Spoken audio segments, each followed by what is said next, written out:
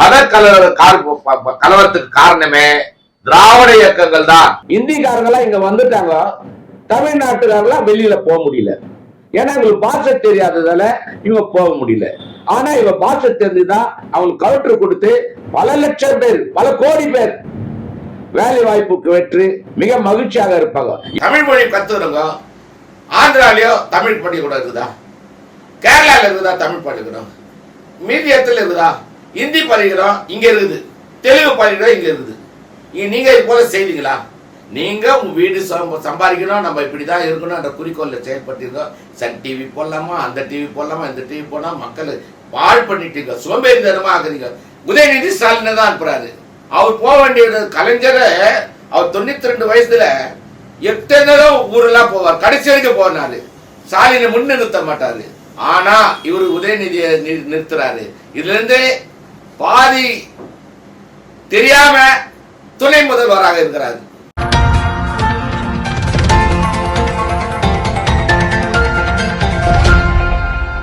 ஐயா வணக்கம். இந்த வடலூர்ல சர்வதேச மையம் அமைப்பதற்காக தமிழக அரசு ஒரு அறிவிப்பை வெளியிட்டிருக்காங்க. ஆனா சமரச சன்மார்க்க நெறியை சேர்ந்தவர்கள் அது அங்க வேண்டாம் அப்படின்ற மாதிரி சொல்றாங்க. திமுக அரசுக்கு பொதுவாகவே ஹிந்து விரோத நடவடிக்கைகளை மேற்கொள்ளக்கூடிய அரசு திமுக தான் குறிப்பிடுவாங்க. அவர்கள் மீது, வள்ளலாரின் மீது ஒரு பாசம் வருவதற்கான திடீர் காரணம் என்ன இருக்கும்? அவங்கதான் திராவிட கட்சி என்றுமே அவங்க எப்பவுமே ஆன்மீகத்தில் அக்கறை. நான் பிஜேபி சேர்ந்த சகோதரன், அது முதல்ல தெரிவித்துக்கிறேன். அதாவது ஆன்மீகத்து மேல அக்கறை இல்லாதவர்கள் வடலூருடைய நம்ம வள்ளலாருடைய பத்தி அக்கறைப்பட வேண்டிய அவசியம் என்ன? அவர்கள் 105 ஏக்கராவிலே அந்த சபை ஆரம்பிக்க வேண்டும் என்று கூறுகிறார். அதை கொள்ளையடிப்பதற்காகவும் காட்டு மிராண்டியதனமாக இதை காட்டி அவர்கள் சில ஆண்டுகளுக்குள் அதை கையகப்படுத்துவதற்காகவே இந்த செயல்பாடில் ஈடுபட்டிருக்கிறார்கள். ஆகையால் இதனை ஏற்றுக்கொள்ள முடியாது. மக்களுடைய நம்பிக்கை பெற்றவர் வள்ளலார் அவர்கள், வடலூர் வள்ளலார் அவர்கள். அவருடைய இடம், அவருடைய இடத்துல இவங்க கவரம் பண்றதை ஏற்றுக்கொள்ள முடியாது. தவறான செயலில் ஈடுபடுகிறாங்க. ஏன்னா திராவிட என்று சொல்லிட்டு ஆன்மீகத்தில் அக்கறை இல்லாத, ஆன்மீகத்தில் உள்ளவர்களை தவறுதலாக எடுத்துக் கொள்கிறார்கள் என்பதை தெரியப்படுகிறது. டெல்லியில் போராடக்கூடிய விவசாயிகளுக்கு ஆதரவாக பேசக்கூடிய திராவிட அமைப்புகளும் திராவிட ஆதரவு இயக்கங்களும் தமிழ்நாட்டில் போராடிய விவசாயிகள் மீது குண்டர் சட்டங்கள் போடும்பொழுது அமைதியாக தான் இருந்தாங்க. எந்த திமுக அரசை எதிர்த்து எந்த விதமான கருத்துக்களும் தெரிவிக்கவே இல்லை. இப்ப இவர்களுக்கு இவர்களுடைய செயல்பாட்டில் ஒரு முறையும் எதிரணியின் போது ஒரு மாதிரியும் பாக்குறாங்களே, இந்த மாதிரி நடவடிக்கைகள் எப்படி பாக்குறீங்க நீங்க? தெரியுதேவா, அதாவது தனக்கு பாதுகாப்புன்னா தன் மீது எது கடிச்சாலும் எது கடிக்காத அளவுக்கு பாத்துக்கிறாங்க. எருதின் பெண் காக்கைக்கு என்ன தெரியும் என்று ஒரு பழமொழி உண்டு. அது போல இவர்களுக்கு வந்தா அது பெரிய ஆபத்தா நினைக்கிறதுல. ஆனா பித்தாருக்கு வரணும், என் கண்ணு போனாலும் பித்தார் கண்ணு போகணும் என்று மத்திய அரசை இழிவாப்படுத்தான் இவன் நோக்கம். மத்திய அரசாங்கத்தை அந்த விவசாய போராட்டத்துல, தமிழகத்தில் நடந்த விவசாய போராட்டத்தில் அவர்கள் அந்த குண்டர் சட்டத்தில் போட்டு அடைத்தார்கள். இந்த நம்முடைய விவசாயிகளுக்கு இது புரிய மாட்டேன்றது. எதுக்கத்தாலும் மத்திய அரசா குறை சொல்றதையே ஏற்றுறாங்க தவிர, ஆனா இவர் சொல்றது வேற வாக்கா ஏற்றுறாங்க திராவிட கட்சிக்காரங்க. அது தவறு. அதே நேரத்திலே பஞ்சாபில் நடந்த கலவரத்தை பார்த்தீங்கன்னா அது வசதி படைத்தவர்கள் பெரிய பெரிய காரு, டிராக்டரு, பெரிய கார்ல பெரிய பெரிய தடி, பெரிய தடி, காவல்துறை தாக்குற அளவுக்கு அதை எடுத்துறாங்க. அவளுக்கு நம்முடைய மிலிட்டரி ஆர்மி நம்மளை போல ஒரு மனுஷன் தான், நம்ம வீட்டு சகோதரர்களா அவருக்கு பாதுகாக்க தடையை மீறி போகக்கூடாதுன்னு சொல்றாங்க. அதை கடைபிடிக்காம அவங்களை தாக்க முயற்சிக்கிறாங்க. அதுவால அவங்க பாதுகாப்புக்காக தடுக்கிறாங்களே தவிர, இங்க போகும்போதே இங்க என்ன பிளாஸ்டிக் கொம்பு எடுத்துமோ இது எடுத்துமோ சொல்றாங்க. அந்த மாநிலம் அவங்களுக்கு ஆதரவு கொடுக்கறதால ஒரு குறைஞ்ச 6 அடி உயரம், ஒரு 3/4 அடி பழுப்பு வெயிட்டாக எடுத்துட்டு போறாங்க தாக்குறதுக்காக. அவங்க மீது நடவடிக்கை எடுக்கணும், அவரை விடக்கூடாது. ஆனால் விவசாயிகளுக்கு செய்ய வேண்டியதை நம்ம பாரத பிரதமர் நரேந்திர மோடி மிக விமர்சையாக, பொறுமையாக, அடுக்கடுக்காக ஏழைகளுக்கு போய் சேரும் அளவை செய்து வருகிறார் என்பதை இது தெளிவாக தெரிகின்றது. எதிர்வருகின்ற இந்த நாடாளுமன்ற தேர்தலில் எந்தெந்த சமூகத்தை சார்ந்தவர்கள் எந்த தொகுதியில வெற்றி பெறுவதற்கான வாய்ப்புகள் அதிகம் அப்படின்னு தமிழக உளவுத்துறை ஒரு கருத்து கணிப்பை செய்திருப்பதாகவும் ஆய்வு செய்திருப்பதாகவும், அதை அரசுக்காக செய்யாம சபரீசன் அவர்கள் வழிநடத்தக்கூடிய பெண் அப்படின்ற ஒரு அமைப்புக்கு ஒரு செஞ்சிருக்காரு அப்படின்ற ஒரு குற்றச்சாட்டு இப்போ வெளியே வந்திருக்கு. ஒரு அரசு உளவுத்துறை ஒரு தனிநபரின் நிறுவனத்திற்கு இந்த மாதிரி செய்யலாமா? அது நீங்க சொல்றது உண்மைதாங்க, செய்யக்கூடாது. அவங்க செய்யறாங்கன்னா நம்மளுக்கு மக்களுக்கு புரிஞ்சுக்கணுங்க. மக்கள் புரியாத வரைக்கும் ஏமாத்துறா ஏமாத்தி தான் இருப்பா. பாருங்க, 500 ரூபாய் கொடுத்தா 5 லட்சம் கொடுக்குறதுன்னா 500 பேர் எல்லாரும் போய் பணம் கட்டிடுறாங்க. 500 ரூபாய் நம்மளுக்கு வேஸ்ட் ஆக போதே தெரியல. அந்த சூழ்நிலையில அவங்க செய்யறது தவறான விஷயம். ஜாதி என்ற பெயரில, ஜாதி என்ற பெயரிலும், மதம் என்ற பெயரிலும் மதவாதிகளை உடனே எடுத்து வராங்க. இங்கே தமிழ்நாட்டில மத கலவரத்துக்கு காரணமே திராவிட இயக்கங்கள் தான். திராவிட இயக்கங்கள் இல்லை என்றால் கிறிஸ்துவரும் முஸ்லிம்களும் ஒற்றுமையாக செயல்படுறாங்க. இந்த நாடு இந்து நாடு, இந்து மக்கள் சொந்த நாடு. ஆகையால் இவர்களை அந்த காலத்திலே காஷ்மீர் பிரிக்கும் போதே அணைத்துக் கொண்டதால் அவர்களை சகோதரராக நாம் ஏற்றுக்கொள்கிறோம். சில நேரங்களிலே நம் மனத்திலிருந்து, இந்து மதத்திலிருந்து சென்றவர்கள் தான் கிறிஸ்தவர்களும் முஸ்லிம்களும். ஆகையால் இதை தவிர்க்க முடியாது, அவர்களை ஏற்றுக்கொள்வோம். ஆனால் திராவிட இயக்கங்கள் அதை வெறுத்து மத்திய நாம் அனைத்து செல்லும் 10 ஆண்டுகளை 50 ஆண்டுகள் செய்ய முடியாத சாதனைகளை செய்த பாரத பிரதமருக்கு இடையூறு கொடுக்க வகையிலே அவர்கள் ஜாதி மத பிரச்சனையை கொண்டு வருகிறார்கள். இப்போது பாருங்கள், ஏடிஎம்கேலிருந்து ஏடிஎம்கே பிஜேபி கூட்டணி இது. அப்போ வந்தா மதவாதி இல்லைன்னாங்க. இப்போ பிஜேபி விட்டு போனா எடப்பாடி அவர்கள் நாங்கள் மதவாதி இல்லை, அனைத்து கதவுகள் மூடிவிட்டன, கூட்டணி வேண்டாம் என்று விட்டார்கள். எங்களுடைய அண்ணாமலையார் அவர் சொல்றாரு, கதவு முற்ற இல்ல, ஜன்னல திறந்து வச்சிடும், ஜன்னல் முற்ற இல்ல, இதயத்தை திறந்து வச்சிடும். நீங்க அனைவரும் வாருங்க.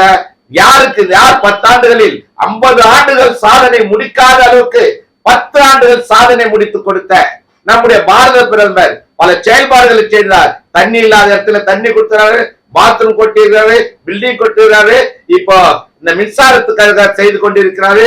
15 ஆண்டுகளாக அரிசி இல்ல, 15 ஆண்டுகள் 50 ஆண்டுகள அரிசி டிமாண்ட். இப்போ 15 ஆண்டாக அரிசி கொடுக்கிறாரு. ஒரு மாதத்துக்கு 25 கிலோ அரிசி நம்ம அனைத்து மாநிலங்களுக்கும் கொடுக்கிறாரு. ஆகையால நாம் எந்த நேரத்திலும் பாரதிய ஜனதா கட்சி நரேந்திர மோடி அவர்கள் செயல்பாடுக்கு ஊக்குவிக்கிறே, அந்நிய நாட்டை எதிர்க்கும் அளவிலே செயல்பட்டு இருக்கும் அவருக்கு நாம் அவர் கரங்களை வலுப்படுத்த மீண்டும் வர வேண்டும் மோடி. பணிபுரியக்கூடிய இந்த ரயில்வே ஊழியர்களுக்கு தமிழ் கட்டாயம் தெரிஞ்சிருக்கணும் அப்படின்னு தென்னக ரயில்வே மேலாளர் ஆர்.என். சிங் அவர்கள் வந்து ஒரு உத்தரவு போட்டிருக்காரு. ஏற்கனவே திமுக வந்து இந்த ரயில்வேல எங்கள்கிட்ட ஹிந்தியில பேசுறாங்க அப்படின்னு சொல்லி தான் அவங்க ஆதரவாளர் ஒரு பிரச்சனை கிளப்புவாங்க. ரயில்வே ஊழியர்களுக்கு தமிழ் தெரிஞ்சிருக்க வேண்டும் என ரயில்வே நிறுவனம் அமைப்பே சொல்லியிருக்கிறத வந்து பாஜக எப்படி எதிர்பார்க்கறீங்க, வரவேற்கிறீங்களா? ரொம்ப விசித்திரமா இருக்குதுங்க. ஒரு வாரத்துக்கு முன்னதான் கேரளாவுக்கு போயிருந்தேன். கேரளால போய் திருவனந்தபுரத்துல போய் ட்ரெயின்ல இறங்கி இதுல போயிருந்தேன், மெட்ரோ ட்ரெயின்ல போனேன்.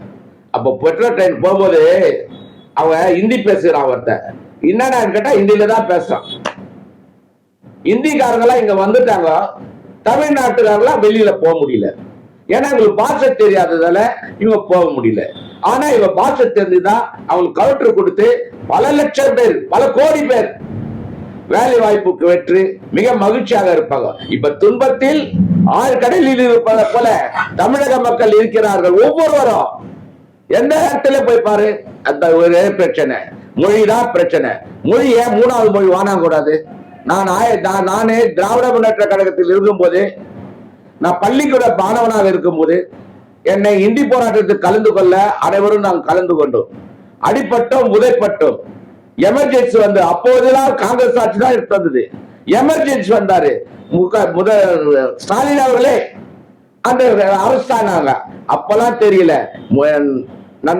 நம்முடைய நேரு, இந்திரா காந்தி இவங்களை வந்து கேவலப்படுத்தினாங்க தமிழ்நாட்டுல இந்த திராவிட இயக்கம். இப்போதே கூட்டணி காரியம்னா கூட்டணி வச்சுப்பாங்க எப்பவுமே. இதுதான் இவங்களுடைய ஆரிகை. எப்படியே பதவி தரணும், தன் சொத்தை பார்த்து தரணும், கருப்பு பணத்தை மறைக்கணும். ஆனா இப்ப டிஜிட்டல் முறையில் எடுத்துட்டு வந்ததால நல்ல திட்டங்களை கொண்டு வரதால அவளால் சமாளிக்க முடியாத மீண்டும் வரப்போகிறார் மோடி என்ற கணக்கில அவங்க செயல்பட்டு பிஜேபி செயல்பட்டு விட்டது. இவங்க ஒதுங்க பாக்குறாங்க. இவங்கள கூட்டணி சுக்கலாக இந்திய கூட்டணி உடைந்து விட்டது என்று தெரிவித்துக் கொள்கிறேன். காங்கிரஸ் கட்சியினுடைய தலைவராக செல்வ பெருந்தகை அவர்கள் வந்து நியமிக்கப்பட்டிருக்கிறாரு. இந்த நியமனத்தை நீங்க எப்படி பாக்குறீங்க? தேர்தலை முன்னிட்டு இந்த நியமனம் பாக்குறீங்களா, இல்ல வேற ஏதாவது காரணங்கள் இருக்குன்னு? உண்மையாவே நான் காங்கிரஸ்ல இருந்தவன் தான். காமராஜர் இருந்த காலத்துல காமராஜர் இருந்து, கக்கன்ஜி இருந்தது, அந்த இன்னும் கக்கன், ஜோதி வெங்கடாச்சலம், அனந்தநாயகி இவங்கெல்லாம் இருக்கும்போது நான் காங்கிரஸ் இருந்ததான். காங்கிரஸ் காரணவே சொல்லலாம். ஒரு காலத்துல எங்க இனத்தவங்க, நான் தெலுங்கு செட்டியாரை சேர்ந்தவன், எங்க இனத்தவரெல்லாம் காங்கிரஸ் தான் என்று சொல்லலாம். அப்படி இருக்கிற காலத்துல காமராஜர் வழி ஒரு தனி வழிதான். இப்ப கூட நம்முடைய அண்ணாமலையார் மிக விமர்சையாக சொல்லி இருக்கிறார், அந்த வித்யா பள்ளியை அதிகமாக மாவட்டத்திற்கு 2 நவோதயா பள்ளிகள் கொண்டு வரப்படும், காமராஜர் பேர்ல வைப்போம் அப்படின்னு சொல்லிட்டாரு. அதை நாங்க வரவேற்கிறோம். அதனால இந்தி நல்லா கத்துப்பாங்க, பல மொழிகள் கத்துப்பாங்க, ஏற்றத்தாழ்வு இல்லாம அனைத்து மாநிலங்களுக்கு செல்வார்கள். அனைத்து மாநிலங்களுக்கு செல்வதால் வெளி மாநிலத்துக்கு செல்லும் போது அங்கேயும் இந்தி பற்றி தெரிந்தவர்களா 180 பேர் இருக்கிறாங்க. ஆங்கிலமும் தெரிய வேண்டும், இல்லை என்று சொல்லவில்லை. ஆனால் 3வது மொழி இந்தி கட்டாயம் வேணும்.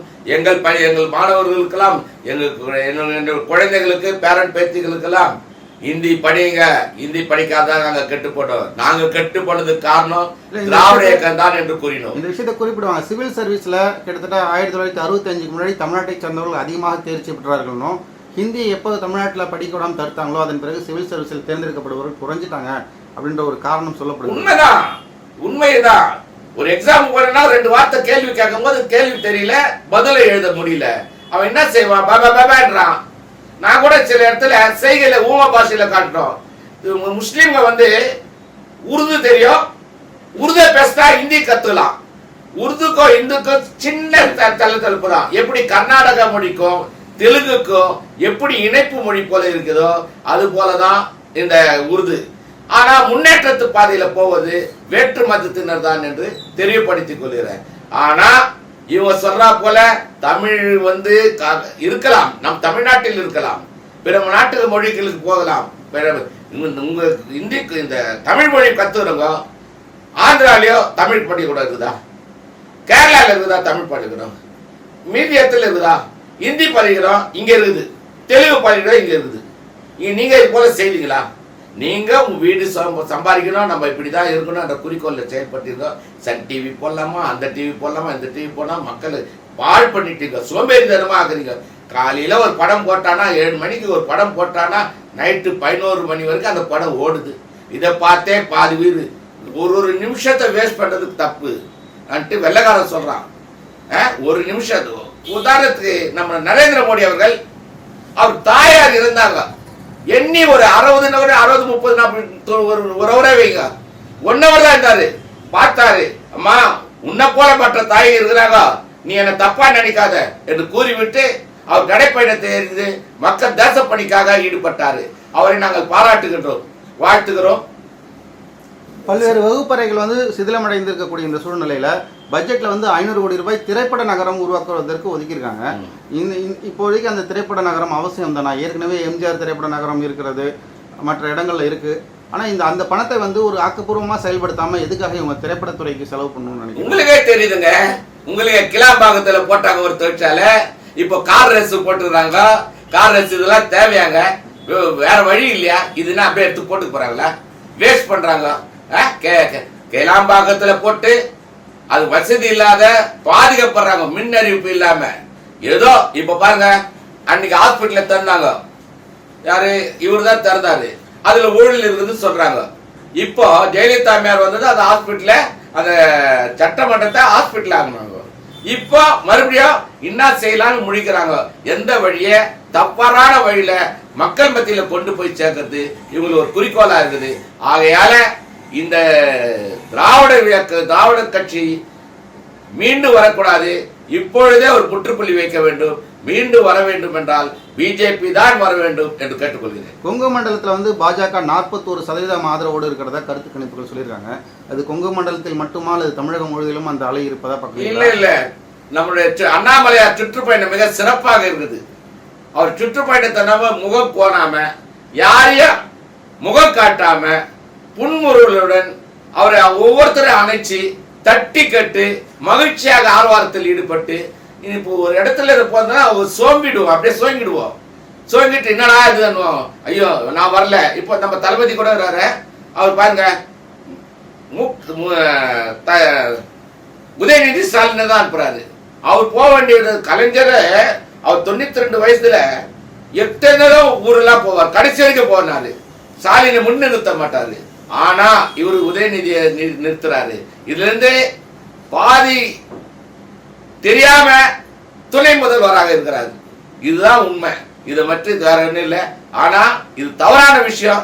மக்கள் மத்தியில போய் சேரல. மக்கள் தவறாக நினைக்கிறாங்க தளபதிக்கு என்ன ஆச்சோ என்று. ஆகையால் இவர் பேச விடலையே. இங்கிருந்து ரிமோட் கண்ட்ரோல்ல ஓபன் பண்றாரு, இதெல்லாம் செய்யறாரு. மோடி வந்தாதான் போறாரு தவிர வேற ஒண்ணும் இல்லை. மோடியை பத்தி குறை சொல்லி ஒன்றும் பிரயோஜனம் இல்லை. மோடி எங்கேயோ போயிட்டாரு, எந்த நிலவரத்துக்கோ போயிட்டாரு. நீ கீழே இருந்து எட்டி பார்த்தா கூட இமயமலையில ஒரு சிறு கடுகாதான் தெரியும் உனக்கு, தவிர அங்க போனாதான் தெரியும் அவர் எவ்வளவு பெரிய உயரமானவர்கள் தெரியும். மலை இமயமலையத்துக்கு உயரமாக சென்று விட்டார் அவருடைய கோரிக்கை, அவர் சாதனைகள். பாசிச ஆட்சியை, அதாவது பாஜக என்கின்ற பாசிச ஆட்சியை எதிர்த்து உரிமை குரல் கொடுக்க நாடாளுமன்ற தேர்தலில் எங்களுக்கு 39 தொகுதியிலையும் வெற்றி கொடுங்க அப்படின்ற மாதிரியான பரப்புரையை துவங்கி இருக்கிறது திமுக. ஏற்கனவே 38 எம்எல்ஏக்கள் நாடாளுமன்றத்துக்கு போயிட்டு வந்துட்டு தான் இருக்காங்க. கடந்த 5 வருஷத்துல ஒன்றும் சாதிக்க முடியாத அவர்கள் வந்து திருப்பி என்ன சாதிப்பாங்கன்ற ஒரு கேள்வி மக்கள்கிட்டயே எழ ஆரம்பிச்சிருச்சு. இந்த விஷயத்தை நீங்க விழிப்புணர்வா பாக்குறீங்களா, இல்ல திமுகவின் மீதான கோபமா பாக்குறீங்களா? அவர்களை கோமாளியா பாக்குறேங்க. ஏன்னா நான் 39 பேர் போய் அங்க என்னங்க சாதிச்சுட்டாங்க? தமிழ்நாட்டுக்கு என்ன எடுத்து சொல்லுங்க. 10 வருஷமா இருந்தாங்க, என்ன செய்துட்டாங்க சொல்லுங்க. அந்த தூத்துக்குடி மின்னாலேயே பால் பண்ணிட்டாங்க. அது ஒரு கேஸ் போட்டு போயிட்டாங்க. அது வந்து குஜராத்துக்கு போகுது. இது தேவையாது சொல்லுங்க. ஒவ்வொரு இது மின்னலையும் ஆலைகளும் போயினே இருந்தா தமிழ்நாட்டு குட்டிச்சவர் ஆகும். ஆகையால திராவிட இயக்கங்கள் வரக்கூடாது. அதாவது தொழில் வளர்ச்சி உள்ள நாடு இருந்தாதான் தொழிலாளிகளுக்கு வேலை கிடைக்கும். தமிழ்நாட்டில இருந்து வெளிநாட்டுல இருந்து இங்க வந்து வேலை செய்யறாங்க. சின்ன சின்ன வேலை எல்லாம் அவங்கதான் செய்யறாங்க. யாரு? வெளிநாட்டவரா? வெளிநாட்டவர் இல்லைன்னா இங்க வேலை செய்யறதுக்கு ஆள் இல்லை. வியாபாரமும் கட்டுப்படும், தொழில் வளமும் கட்டுப்படும். எங்க பார்த்தாலும் ஹிந்தி பேசுறாங்க. ரிச்சி ஸ்ட்ரீட்ல போய் பாருங்க ஹிந்தி பேசுறான். ஆர்பார்ல போய் பாருங்க ரிச்சி பேசுறான். எங்க பார்த்தாலும் ஹிந்தி பேசுறான். சாதாரண வியாபாரி கூட ஹிந்தியில பேசுறான். கர்நாடகால போன்ல பேசுறான், ஹிந்தியில பேசுறாங்க. இது பாம்பேல பேசுறா, ஹிந்தியில பேசுறாங்க. எல்லாம் ஹிந்தி ஹிந்தி என்ன போச்சு. நம்ம ஒண்ணு ஹிந்தி சொல்லாம நம்ம தாய்மொழியா தான் ஏத்துக்கிறோம். அதுல மாற்று கருத்து இல்ல. என் தாய்மொழி தெலுங்கு தான். ஆனாலும் தமிழ்நாட்டுல நான் இருக்கிறதால தமிழை எனக்கு தாய்மொழியாக ஏத்துக்கிறோம். ஆனா ஹிந்தி இல்லாம எந்த மாநிலத்துக்கும் போக முடியாது. ஹிந்தி முக்கியமா தேவை. அனைவரும் இந்தியை பார்த்து கற்றுக்கொள்ளுங்கள். பல மாநிலங்களுக்கு போய் சென்றோ பிழைப்பு நடத்துவதற்கோ, அங்க வசதியான வியாபாரம் செய்வதற்கோ, தொழில் வளம் ஏற்படுத்துவதற்கோ அனைத்துக்கும் முக்கியமாக இந்தி தேவை என்றதை தெரியப்படுத்துகிறேன். அதே நேரத்தில் பாரத பிரதமர் செய்கையை ஒவ்வொன்று பாராட்டி கொண்டிருக்கிறோம். நாம் அதை செயல்பாட்டு கொண்டு வர வேண்டும் என்று. நன்றி சார். பல்வேறு அரசியல் விஷயங்கள் குறித்து உங்களின் தெளிவான கருத்துக்களை பகிர்ந்து கொண்டதற்கு மிக்க நன்றி. மீண்டும் சந்திப்போம். ஜெய்ஹிந்த் சார். அனைவருக்கும் நன்றிங்க. எங்கள் பிஜேபிக்கு வாக்களிங்க. குறித்த நேரத்தில் நாடு முன்னேற, நம் வாழ் முன்னேற, விவசாயம் முன்னேற அனைத்துக்கும் உதவிகரங்களாக வாக்களிப்பதே முக்கிய கடமையாக ஏற்றுக்கொள்ளுங்கள். நன்றி, வணக்கம்.